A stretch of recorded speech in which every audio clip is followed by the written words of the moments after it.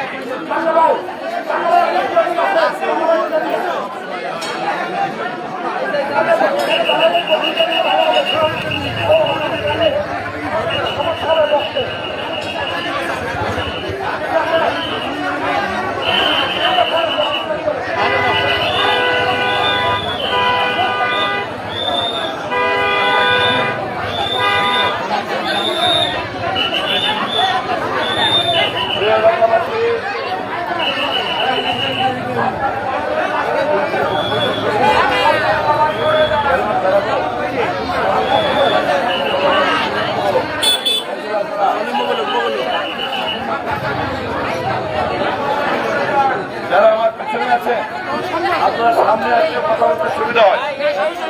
যারা পিছনে আছেন সামনে আসলে কথা বলতে সুবিধা হয়। আমরা সবাই সামনে আসি, আমরা সবাই সামনে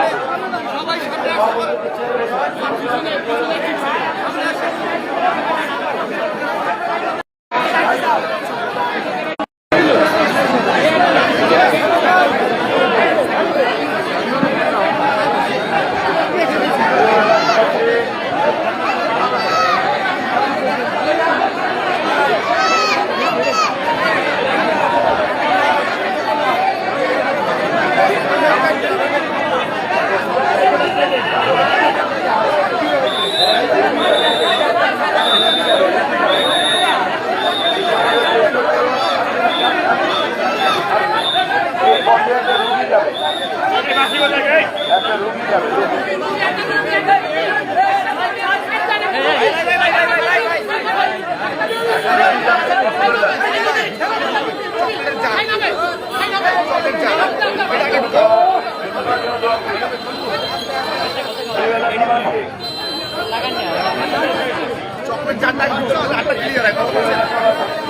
আমার নেতা কর্মীরা আমার আমাদের মারা দেওয়ার জন্য ব্যস্ত, আর আমি হলাম পাবলিকের সঙ্গে টাকায় চলে গিয়ে টাকায় খাওয়ানোর জন্য ব্যস্ত। চেষ্টা করবো পাবলিকের দিকে তাকাবো।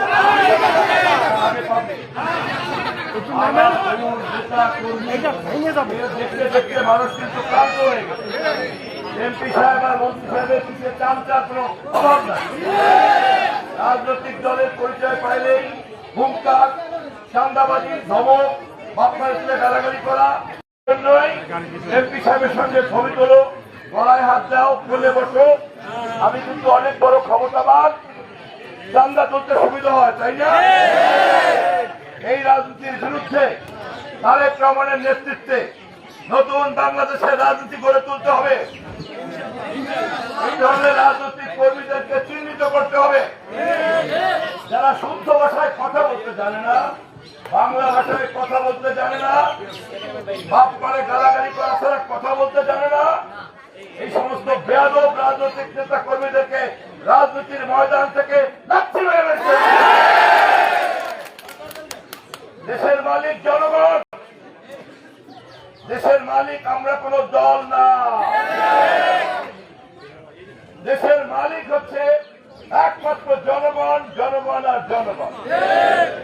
যেই রাজনৈতিক দলের নেতা কর্মীরা জনগণের উপরে শোষণ করে, নির্যাতন করে, ধান্দাবাজি করে, দলের পরিচয় দিয়ে থানা দালালি করে, তাদের বিরুদ্ধে নতুন রাজনীতি শুরু করতে হবে তারেক রহমানের নেতৃত্বে। সেই লক্ষ্য নিয়েই তিনি রাষ্ট্র মেরামত এবং সংস্কারের কথা বলেছেন।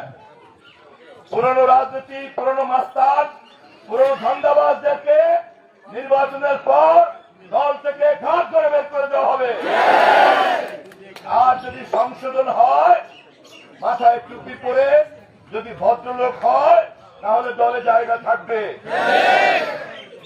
প্রিয় এলাকাবাসী, আমার প্রিয় ভাল্লুকসিবাসী, আপনারা স্থানীয় জনগণ, সমাজকর্মী, স্কুল কলেজের ছাত্র ছাত্রী, আলেম ওলামা, মুসল্লি, মন্দিরের পুরোহিত, হিন্দু খ্রিস্টান সমস্ত নাগরিকদের মধ্যে ঐক্য তৈরি করতে হবে। আমরা রাজনৈতিক দল কেবলমাত্রই আপনাদেরকে সেবা দেওয়ার ক্ষমতা রাখি। যদি সেই কাজ করতে আমরা না পারি, তাহলে শেখ হাসিনার যে পরিণতি, সেই একই পরিণতি আমাদেরকে বহন করতে হবে। অতএব বিএনপি, ছাত্রদল, যুবদল, স্বেচ্ছাসেবক দলের মধ্যে যারা আগামী দিনে চাঁদাবাজি করার জন্য, শেখ হাসিনার মতো করে দেশ লুট করার জন্য মুখে তা দিচ্ছেন, তাদেরকে সাবধান করে দিতে চাই। আমি যদি নির্বাচিত হই, দেশনায়ক তারেক রহমান যেমন বাংলাদেশ গড়তে চায়, তেমন বাংলাদেশের রাজনৈতিক কর্মীরা দল করতে পারবে, বাকিদেরকে জনগণের চাহিদা অনুযায়ী দল থেকে বের করে দেওয়া হবে। জনগণ দেশ কিভাবে চালাবে? জনগণ দেশ চালাবে ব্যালটের মাধ্যমে, ভোটের মাধ্যমে, গণতন্ত্রের মাধ্যমে, নির্বাচনের মাধ্যমে তাদের সরকার নির্বাচিত করবে। দেশের মালিক জনগণ, সরকার তৈরি করবে কি আরেকজন? ক্ষমতায় একবার যেতে পাইলে পরে জনগণের কাছে আর অনুমোদন নেওয়া লাগবে না, জোর করে ক্ষমতায় থাকতে হবে। এইভাবে কি দেশ চলতে পারে? জোর করে ক্ষমতায় থাকার জন্য আত্মীয় স্বজনকে, সামরিক বাহিনী, র্যাব, গোয়েন্দা বাহিনী, ব্যাংক লুট করা, শেয়ার বাজার লুট করার টাকা পয়সা দিয়ে তারপর ছাত্রলীগ, যুবলীগ বানিয়ে ক্ষমতায় যে থাকা যায় না, তার প্রমাণ শেখ হাসিনা। এমনকি প্রাণের ভয়ে পালিয়ে যেতে হয়েছে। শুধু নিজেই পালিয়ে যায় নাই, ব্যালট পেপার থেকে নৌকা মার্কাটা পর্যন্ত নিয়ে চলে গিয়েছে। ব্যালট পেপার এখন আওয়ামী লীগের নিরীহ ভোটাররা, তারা যে আওয়ামী লীগকে সমর্থন করবে, সেই সুযোগটা পর্যন্ত নাই। এই অপরাধ কি নিরীহ নিরপরাধী আওয়ামী লীগের? এই অপরাধ কে করেছে? শেখ হাসিনা। আমরা চাই নিরপরাধ এবং নিরীহ আওয়ামী লীগের যারা আছে, আমরা তাদেরকে সামাজিক নিরাপত্তা দিতে চাই। আমাদের শত্রু কারা? একমাত্র রাজনৈতিক ফ্যাসিবাদ আর সমাজ বিরোধী অপরাধীরা।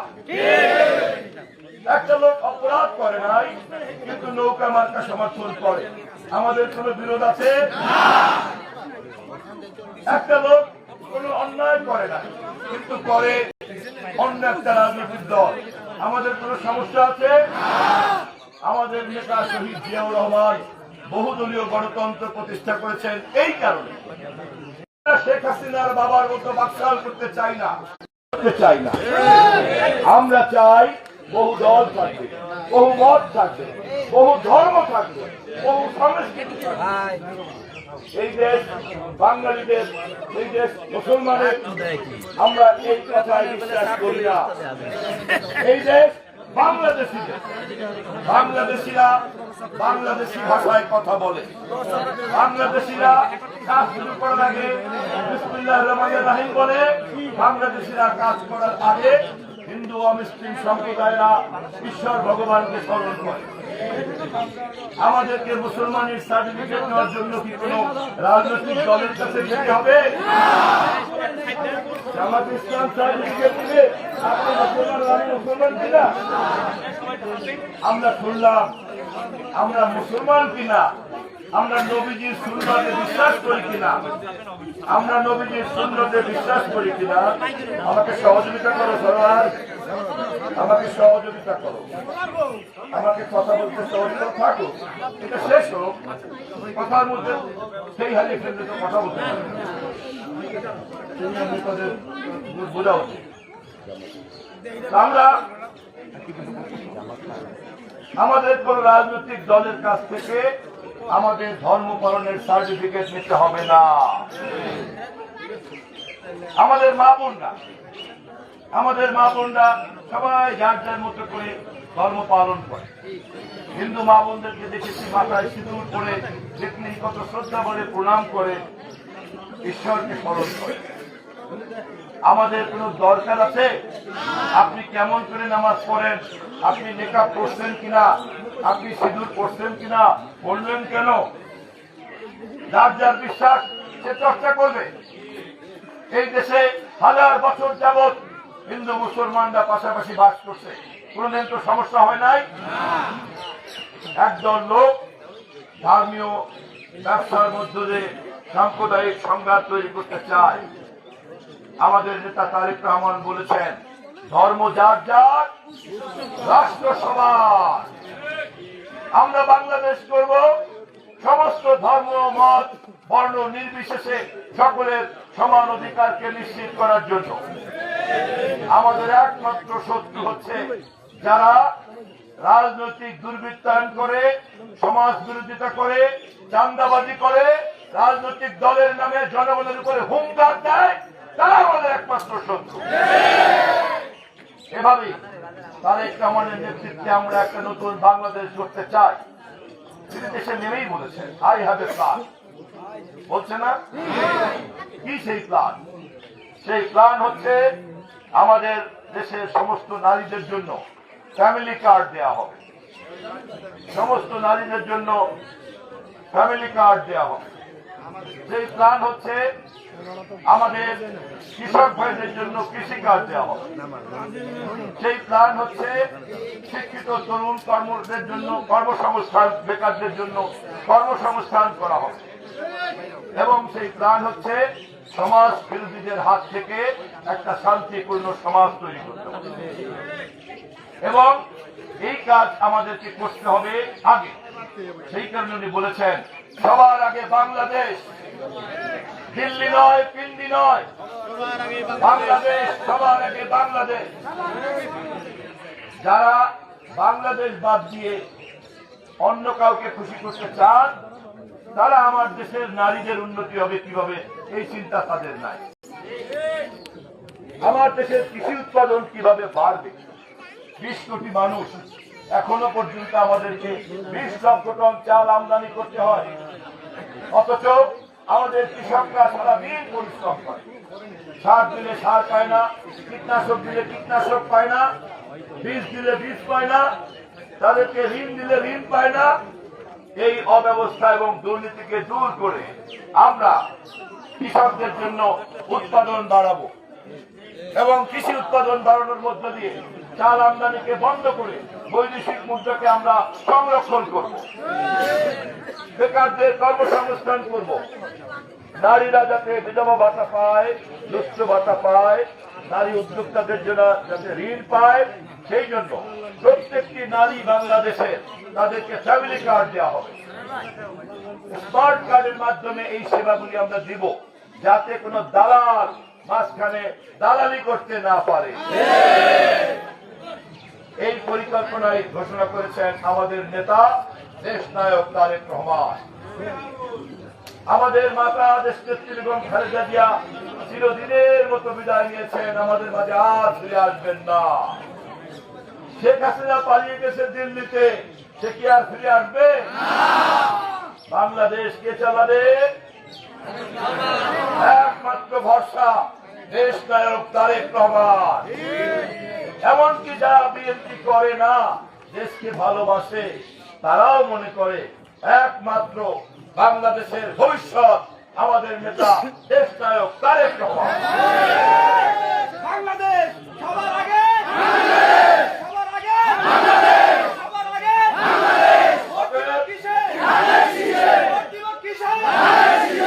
অতএব আগামী 12ই ফেব্রুয়ারি জাতীয় নির্বাচনে